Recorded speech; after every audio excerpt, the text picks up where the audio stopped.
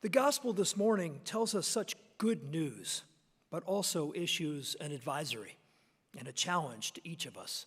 Let's review it. First, the gospel reminds us that we people are the good wheat of his harvest. And as we sprout in the spring and grow in the summer, we will be fruitful.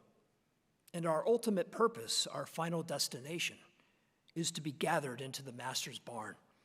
There is no greater reward than this.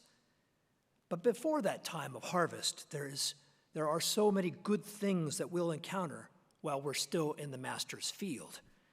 We will experience rich and nourishing soil into which we will send a strong network of roots to give us a foundation and soak up life-giving rains and nutrients. We will develop a strong stalk, sturdy but flexible enough to bend with the wind without breaking, allowing us to rise above and to reach beyond. We'll experience a brilliant sunshine under which we will unfurl our leaves, soaking up the sun and allowing us to thrive. We will be fruitful and multiply and be beautiful and productive and do great things. And how will we grow strong and prolific like this? Well, just like the wheat, God will give us everything that we need, all the tools and gifts to be successful. His word, his love, the gift of himself in the sacraments. With gifts like these, success is assured. But still, the readings today remind us that right next to us will grow the weeds, under the very same sun and in the same rich soil, drinking the very same water. For God makes it rain on both the good and the wicked. So how should we respond to those weeds? Well, let the readings today be our guide.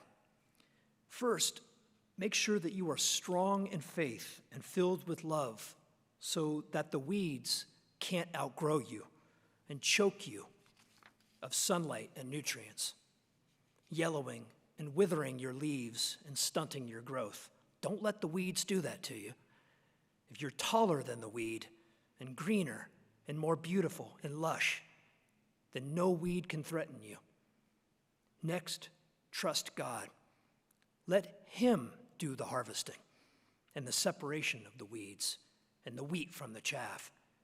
So while we can admonish and invite others, we must never condemn nor judge. That's God's job, not ours. He will take care of that. Let him. But finally, remember that it is always God's desire that every last one of us be saved. He wants nobody condemned. He gives each one of us free will and invites us to follow him so we can be saved. And he is ready with abundant mercy and forgiveness for anyone who asks. So if God should want everybody to be saved, then by golly, so should I. So pray for the weeds out there, that they may see their errors and turn toward God. People can and do change every day in small and big ways. And while we can't make someone change, we can pray for their conversion, even the people that we don't know. Ask that the Holy Spirit give them knowledge and wisdom and open their hearts to God. Let them be exposed to God's love and feel God's joy. For with that, many a hard heart has been turned. And finally, love them and forgive them their transgressions, as God does for each one of us.